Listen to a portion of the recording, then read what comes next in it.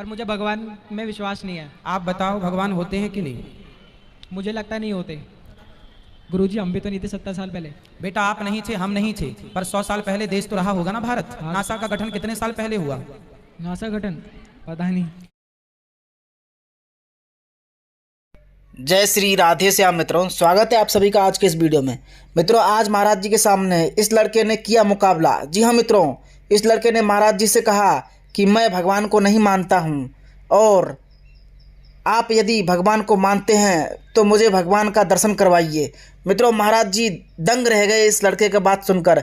महाराज जी ने इस लड़के को ऐसा जवाब दिया जिसे सुनकर इस लड़के का होश ठंडा हो गया। जी हाँ मित्रों, होश ठंडा हो गया महाराज जी के बातों को सुनकर।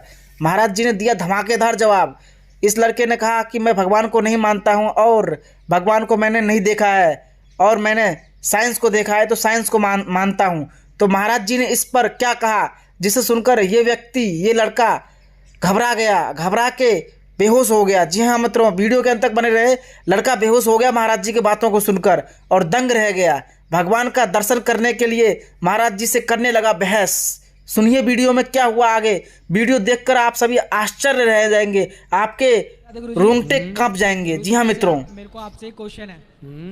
गुरुजी सब बोलते हैं कि जो भी होता है भगवान के रूप से होता है, पर मुझे भगवान में विश्वास नहीं है। ठीक है, तो मेरी मम्मी ने कहा था एक बार गुरुजी के पास जाना, उनसे ही क्वेश्चन करना, वो आपको बताएंगे कि भगवान होते हैं कि नहीं। आप बताओ भगवान होते हैं कि नहीं? मुझे लगता नहीं होते। आपको ऐसा कैसे क्यों लगता है? मुझे लगता है कि जो भी होता है साइंस के रूप से ही होता है। जैसे बारिश होना वो भी साइंस से ही होता है, कैसे साइंस से? क्योंकि वो वाटर सर्कल होता है ना।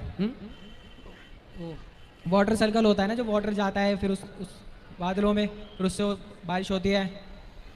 तो फिर अपने सीजन पे ही क्यों होती है? सर ये भी तो उसमें क्वेश्चन होगा। देखो आप ठीक कह रहे हैं, हर चीज में साइंस है। यस। पर ये बताओ कि समुद्र के अंदर द्वारिका मिली है भगवान श्री कृष्ण की, उसमें क्या साइंस है? वैज्ञानिकों ने तो बनाया नहीं होगा पानी के अंदर। गुरुजी मेरे को पता नहीं है अभी कि मिली है द्वारका उसमें। आप गूगल पर यूट्यूब पर देखिए, 3-4 साल पहले भारत के वैज्ञानिकों ने समुद्र के अंदर एक नगरी पाई। बड़े बड़े वैज्ञानिकों ने रिसर्च किया तो पता चला कि ये नगरी वही 5,500 साल पुरानी है। ये मैं नहीं बोलता, साइंस दावा करता है। तो साइंस दावा कर रहा है कि ये नगरी 5,500 साल पुरानी है। साइंस में तो यही पढ़ाया जाता है कि मोहनजोदड़ो हड़प्पा संस्कृति के पहले कुछ नहीं था। 2000 साल पुरानी घटना है मोहनजोदड़ो हड़प्पा संस्कृति की। तो फिर पानी के अंदर द्वारिका का मिलना इस बात के सबूत है कि साइंस 2000 पुरानी बात जानती है पर हमारे शास्त्र हजारों साल पुरानी बात जानते हैं।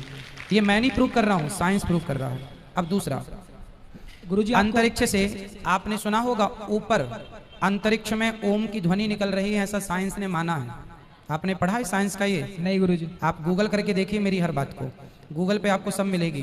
नासा के साइंटिस्टों ने, रसिया के साइंटिस्टों ने और भारत के साइंटिस्टों ने, सबने मिल करके जब दुनिया में ऊपर पृथ्वी ब्रह्मांड में ऊपर एक यंत्र लगाया कि ब्रह्मांड में ध्वनि कौन सी है, क्या गूंज रहा है, तो पता चला ओम गूंज रहा है। ओम, और ओम हमारे वेदों का पहला अक्षर है, प्रणव है ना, इसलिए ओम।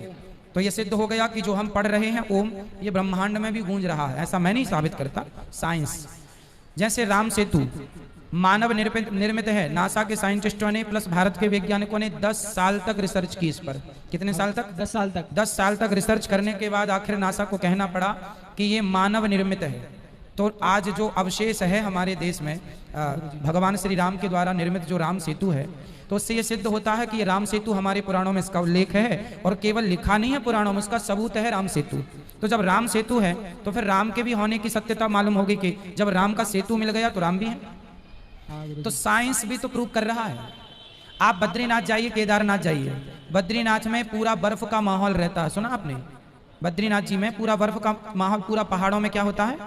बर्फ होता है। पर वहां बद्रीनाथ जी के मंदिर के ठीक सामने एक कुंड है, उस कुंड में गर्म पानी आता है। कहां से आता है आज तक किसी वैज्ञानिक को नहीं पता, जबकि चारों तरफ बर्फ है। वहां की नदी भी जो है बिल्कुल बर्फ जैसी ठंडी है, लेकिन वहां गर्म पानी इसलिए है कि भगवान को पता था कि भक्त लोग यहाँ आएंगे और यहाँ भगवान का भजन करेंगे, सर्दियों में ठिठुरेंगे, तो उनको कोई गर्म पानी, तो प्राकृतिक गर्म पानी है, किसी ने किया नहीं। आप कभी जाएंगे तो ये साइंस आपको मिल जाएगा।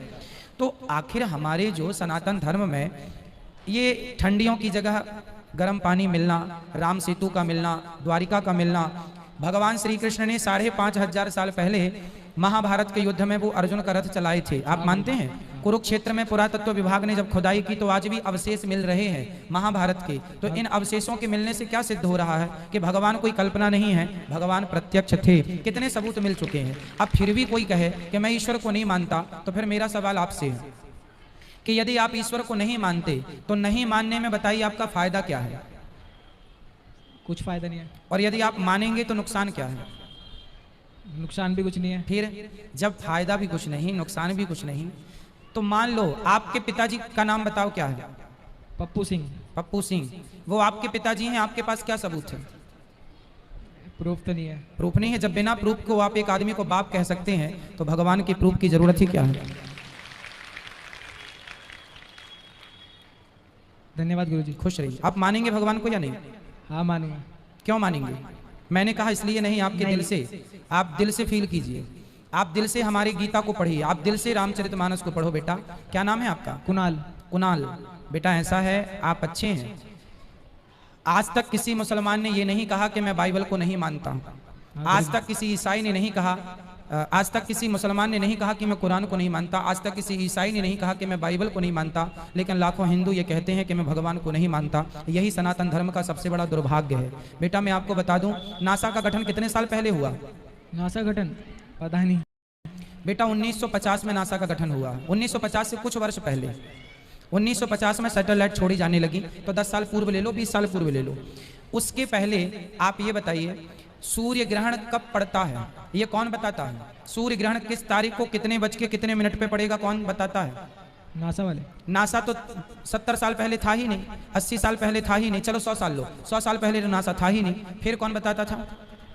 गुरुजी हम भी तो नहीं थे 70 साल पहले। बेटा आप नहीं थे, हम नहीं थे, पर 100 साल पहले देश तो रहा होगा ना भारत। हाँ गुरुजी। तब तो ग्रहण भी रहे होंगे कि नहीं? हाँ। फिर कौन बताता था? अब हम बताते हैं। हमारे भारत में पंचांग आपने सुना होगा, पंचांग कैलेंडर सुना है? हाँ। हमारे भारत में साल में 12 साल में एक बार कुंभ लगता है। कुंभ जानते हैं?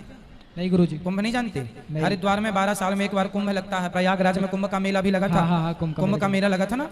तो ये कुंभ का मेला कब से लग रहा है आपको पता है?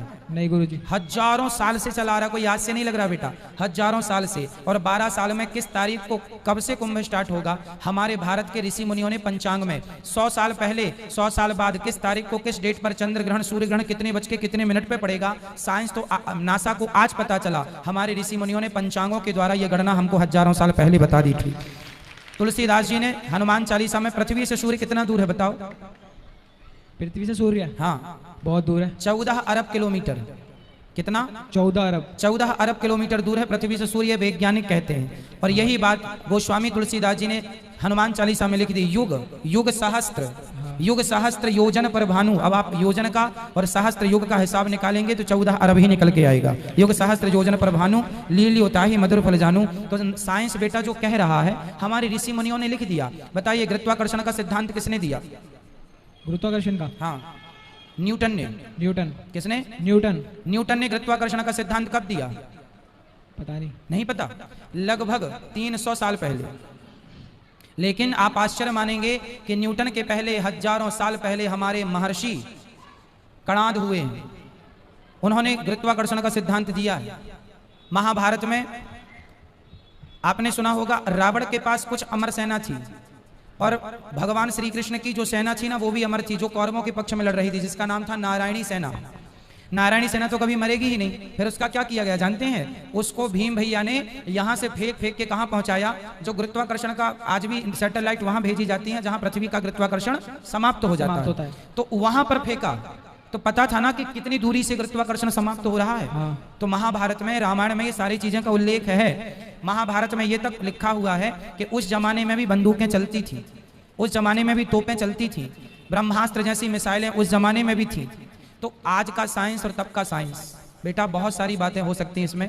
ईश्वर संदेह का विषय नहीं है बेटा, श्रद्धा का विषय है। जब मुसलमान को, जब क्रिश्चियन को अपने धर्म ग्रंथों पर श्रद्धा संदेह नहीं है तो हम हिंदुओं को भी नहीं होना चाहिए। ये आप सभी की जिम्मेदारी है, आप सभी युवाओं की जिम्मेदारी है। चलो आप कहते हैं कि मैं ईश्वर को नहीं मानता, आप कहते हैं मैं बाबाओं को नहीं मानता। चलो थोड़ी देर के लिए आप बोलो अनिरुद्धाचार्य जी मैं आपको नहीं मानता, बोलो एक बार। पर मैं आपको तो मानता हूँ। मानते हो? Thank you. पर देखो, अब कोई मेरे से कहे, कोई कहे कि मैं अनिरुद्धाचार्य को नहीं मानता, उनकी बातें नहीं मानता, तो ये बताओ कि अनिरुद्धाचार्य कहता क्या है? मैं क्या आपको शराब पिलाने की बातें करता हूँ? नहीं। क्या मैं बीड़ी पिलाने की, गांजा पिलाने की? उल्टे मैं हमेशा माँ बाप की सेवा करने की बातें करता हूँ। जबकि आप आज के युवाओं को देखो, आप कहते हैं ईश्वर को नहीं मानते, आप जैसे तमाम भाई लोग ईश्वर को ना मान करके वो शराब पी रहे हैं। क्या शराब पीना सही है? क्या गुटखा खाना सही है? नहीं। क्या पर नारी पर स्त्री पर दृष्टि डालना सही है? नहीं। तो आज के बच्चे ईश्वर को ना मान के जा कहाँ रहे हैं? चलो आप ईश्वर को नहीं मानते, यदि नहीं मानते और फिर सही रास्ते पे चल रहे हैं, सत्य बोल रहे हैं, माँ बाप की सेवा कर रहे हैं, अच्छे काम कर रहे हैं, तो मैं फोर्स नहीं करूंगा कि ईश्वर को मानो। अरे ईश्वर को मानना इसलिए कि हमें पॉजिटिव विचार प्राप्त हो, पॉजिटिविटी प्राप्त हो, इसलिए मानना चाहिए ईश्वर को। क्योंकि हमारे सारे पॉजिटिव विचार हमारे धर्म शास्त्रों में, गीता में लिखा है कर्मण्येवाधिकारस्ते। गीता कहती है तू अपना कर्म करता रह, सफलता मैं तुझे प्रदान करूंगा। कर्म कर, फल की कामना। तो गीता में क्या बुरा लिखा है? कुछ नहीं लिखा। फिर इसलिए बेटा गीता पढ़ना है, रामायण पढ़ना है, और ईश्वर नहीं है ये बात आप सिद्ध करके बता दीजिए, तो हम मानेंगे कि आप सही कह रहे हैं, और मैं आपको सिद्ध करके बताऊंगा कि ईश्वर है। साइंस के पास कोई जवाब नहीं है बेटा। मैं कुछ सवाल दाग दूंगा साइंस को, साइंस चुप हो जाएगा। आप बच्चे हैं, अभी वो बड़े सवाल मैं आपसे नहीं करूंगा, पर बहुत सारे सवाल मेरे पास हैं जो साइंस के पास नहीं है। कोई विज्ञान को जानने वाला यदि मेरे से आए और बात करे, मैं संतुष्ट कर सकता हूं उस व्यक्ति को, पर वो मुझे संतुष्ट नहीं कर सकता, क्योंकि मेरे पास ऐसे सवाल हैं कि जो साइंस के पास नहीं है।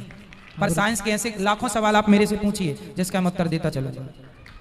एक भी सवाल में हिचकूंगा नहीं, क्योंकि साइंस पूरा हमारे शास्त्रों से निकला है। बताओ ज्ञान बड़ा कि विज्ञान? ज्ञान। क्या बड़ा है? ज्ञान। हाँ, आपने ठीक कहा, ज्ञान बड़ा है, ज्ञान बाप है और विज्ञान ज्ञान का बेटा है। तो ज्ञान तो हम लोग, हमारे वेद पुराणों में ज्ञान ही ज्ञान तो भरा है, विज्ञान तो बेटा है, इसलिए ज्ञान से विज्ञान निकला है। इसलिए ज्ञान ऑलरेडी जर्मनी में ऑलरेडी हमारे वेदों पर रिसर्च की जा रही है, फिर नए नए आविष्कार किए जा रहे हैं। आज जो मोबाइल आप यूज करते हैं, ये मोबाइल किसकी देन है? किसी व्यक्ति ने बनाया है, माना कि, पर ये तकनीक कहाँ से आई? इसकी कल्पना कहाँ से आई? ज्ञान प्राप्त करके। ये ज्ञान कहाँ से आया? हमारे वेदों में। हमारे यहाँ भी पहले ऋषि मुनि बात कर लेते थे, जिसे अंतर्धान हो जाना, अदृश्य हो जाना। अदृश्य की तो अभी कोई टेक्नोलॉजी आई भी नहीं, नारद जी तो अदृश्य हो जाते थे। अभी तो बहुत सारी, शंकर जी ने गणेश जी के सिर में हाथी का सिर लगाया, क्या यह मेडिकल साइंस नहीं है? आज कोई वैज्ञानिक लगा के बताए? साइंस, हमारे वेद पुराण तो वहां तक पहुंचे हैं जहां तक साइंस को पहुंचने में अभी हजारों साल लग जाएगा। आदमी के सर पे, आदमी के धड़ पे हाथी का सिर लगाना, आदमी के धड़ पे बकरे का सिर लगाना, 2 सर्जरी की है शंकर जी ने, एक गणेश जी की, एक ससुर दक्षिण जी की। तो ये सब साइंस हमारे वेद पुराणों में ना भरा है। बच्चा माँ के पेट में जाता है तो 9 महीने तक उसकी पूरी एक्टिविटी हमारे भागवत में लिखी है। घड़ी कैसे बनाई जाती है, घड़ी की तकनीक हमारे भागवत जी में लिखी है। फिर साइंस, यदि आप लोगों ने वेद पुराणों को इग्नोर ना किया होता, पढ़ा होता बेटा गहराई से, तो आज नासा जर्मनी नहीं, आज भारत बड़ी बड़ी उपलब्धियां प्राप्त कर रहा होता। भारत आज बहुत बड़े बड़े सॉफ्टवेयर बना रहा होता, बड़े बड़े आविष्कार कर रहा होता। ठीक है, धन्यवाद।